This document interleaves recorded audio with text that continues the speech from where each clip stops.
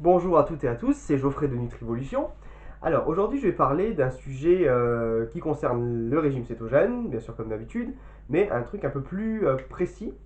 Donc pour les gens qui font un régime cétogène depuis maintenant un petit moment et qui sont un peu perturbés, qui ont des petits problèmes, qui ont des petits soucis au niveau de la vision, au niveau de la clarté mentale, au niveau de l'énergie, qui sont souvent fatigués, etc.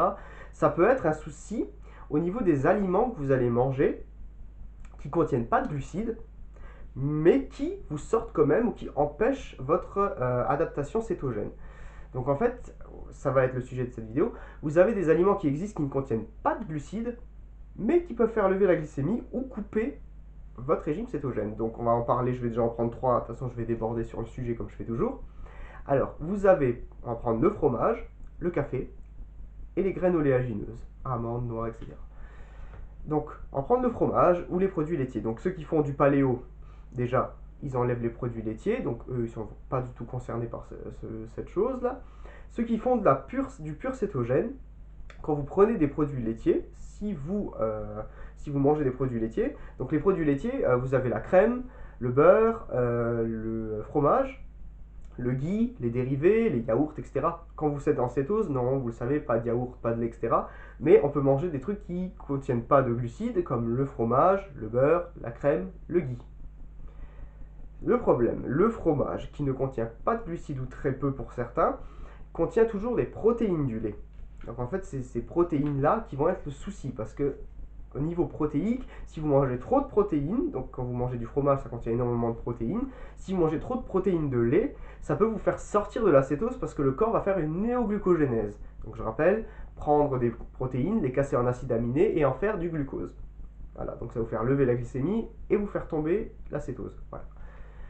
Ensuite, ça peut être un souci d'allergie. Donc toujours au niveau des produits laitiers, si vous êtes allergique ou sensible aux produits laitiers, que les produits laitiers vous donnent des inflammations, même si vous ne le sentez pas forcément au niveau de la glycémie, vous donnent des va-et-vient au niveau de la glycémie, vous pouvez avoir cette espèce de réflexe du corps, le réflexe inflammatoire, qui fait que ça va vous faire sortir de la cétose. Donc c'est pour ça que selon votre sensibilité, il y en a qui ne mangent pas de fromage, qui supportent la crème et le beurre. Il y en a qui ne supportent ni la crème ni le beurre, qui doivent manger du ghee. Il y en a pour qui sont vraiment très allergiques. Le ghee contient pourtant une quantité vraiment très basse de protéines, voire pas du tout. On va dire des traces. Chez certaines personnes, ces traces vont conduire à, c'est déjà arrivé, à couper la cétose. Voilà. Donc c'est pour ça que les produits laitiers, ça dépend vraiment. Tous ces aliments-là, ça dépend de qui vous êtes, votre propre terrain métabolique et vos propres paramètres personnels au niveau du corps. Ça dépend vraiment de votre glycémie, de vos gènes, ça dépend de ce que vous allez réussir avec votre corps, comment vous allez réussir à gérer les aliments. Voilà. Euh, je pensais à autre chose. On va d'abord revenir sur la caféine. Le café, comme je l'ai dit avant. Donc le café ça contient de la caféine. C'est comme le thé et la théine, c'est les deux mêmes molécules, caféine, théine. En fait, la caféine, on sait tous, un excitant, mais ça a le pouvoir de décharger le glucose qui se trouve déjà dans les muscles sous forme de glycogène dans le sang. Donc du coup, c'est pour ça qu'il faut d'ailleurs pas prendre un café avant d'aller faire une prise de sang. Parce que si vous prenez un café avant de faire une prise de sang, vous allez décharger votre glycogène dans votre sang en forme glucose, et donc du coup, même sans consommer de glucides, vous allez faire lever votre glycémie, et si vous êtes en cétose, vous allez en sortir. Voilà, donc le café, explication. Les graines oléagineuses, donc tout ce qui est amandes, noix, noisettes. Une petite partie de mon livre est consacrée là-dessus. Quand vous avez, s'il y a des véganes et des végétariens qui m'écoutent, ils doivent le savoir, parce que quand on fait ça pendant un long moment, on sait qu'il faut absolument traiter les amandes, les noix, les noisettes, les oléagineux avant de les manger. Quand vous prenez par exemple une poignée d'amandes, la poignée d'amandes elle a une peau qui est brune. Une amande séchée, c'est une graine qui n'est pas encore germée. Il faut savoir que c'est bien le problème que j'ai abordé même dans l'autre vidéo avec les glucides qui sont complets, qu'on n'a pas retiré la couche. En fait, tout ce qui est graine qui n'est pas germée, ça contient des acides et des antinutriments. Ça veut dire qu'en fait, la germe, elle contient, par exemple, on va en prendre un, de l'acide phytique.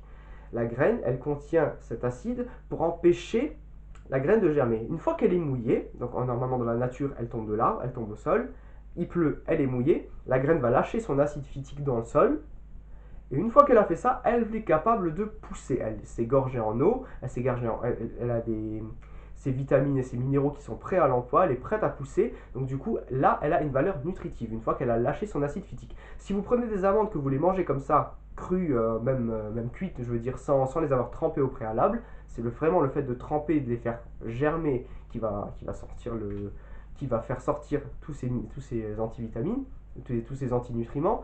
Si vous mangez ça sans les tremper, votre intestin il va pas du tout aimer parce que vous allez boucher vous allez avoir du poison dans l'intestin tout simplement. Tout ce poison, cet acide phytique qui va se lancer dans votre intestin, c'est vraiment vraiment pas bon. Et ça peut vous faire couper la cétose parce que c'est plein d'antinutriments, du coup votre corps va pas fonctionner correctement. Et même s'il n'y a pas forcément d'explication, je sais pas tout, mais s'il n'y a pas forcément d'explication, on va dire que les scientifiques ont réussi à trouver, tout ce qui est, quand vous faites un régime cétogène, même si ça fonctionne au début avec des amandes, du fromage, du café, parce qu'au début vous avez l'habitude de manger des glucides et là vous n'avez plus l'habitude quand vous commencez, au bout de quelques mois, si vous tenez votre cétose, vous allez remarquer qu'en fait, tous ces fromages, café, graines, ça va vous déranger au niveau de l'énergie, au niveau de la création et surtout de la métabolisation de vos corps cétoniques. Tout simplement, voilà. Donc tout dépend de qui vous êtes, tout dépend de combien vous en mangez. Si vous mettez 2-3 amandes qui sont déjà trempées dans la salade, ok. Si vous mettez comment on appelle ça? Pas des graines de lin, je voulais dire des graines de pain, des petites graines là, des pignons de pain. Si vous mettez ça dans votre salade ou peu importe où, si vous en mettez une petite cuillère, c'est pas grave. Par contre, si vous prenez des noix de cajou, vous commencez à vous avaler le paquet. Alors déjà, la noix de cajou, il y a trop de glucides dedans, on va prendre les amandes. Si vous commencez à vous avaler le paquet, même une fois trempé, ça va pas fonctionner en fait. Parce que la cétose, elle a vraiment besoin de corps gras animal. C'est vraiment le but de la cétose, c'est de manger presque 100% de gras animal. Les gras végétaux, s'ils sont autorisés, c'est un accompagnement. Voilà. Et plus vous les laisserez, mieux ça ira. C'est d'ailleurs pour ça qu'on fait aussi des régimes cétogènes carnivores, des régimes cétogènes paléo.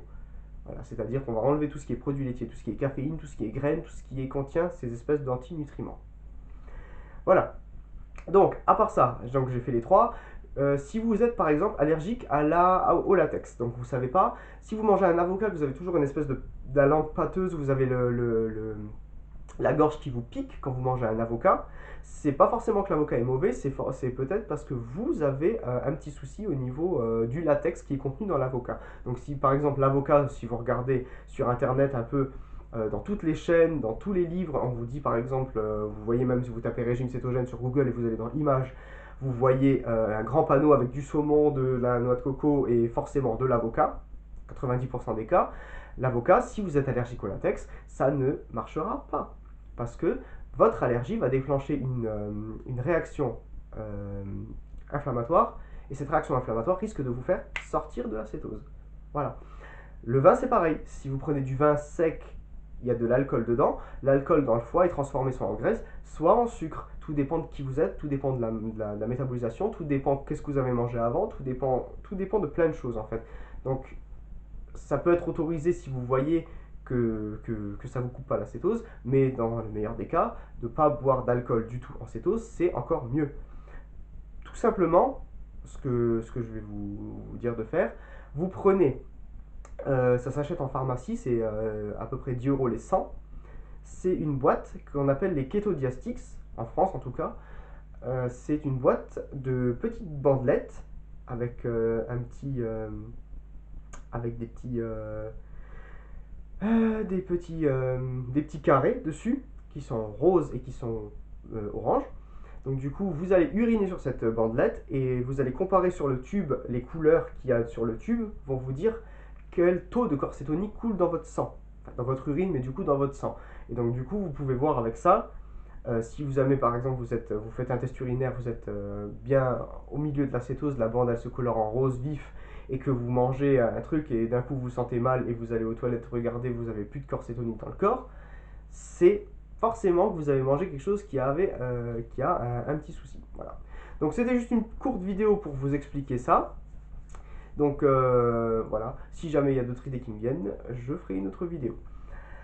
Je vous souhaite une bonne journée. N'oubliez pas, il y a mon adresse email juste en dessous, les liens des 2 livres.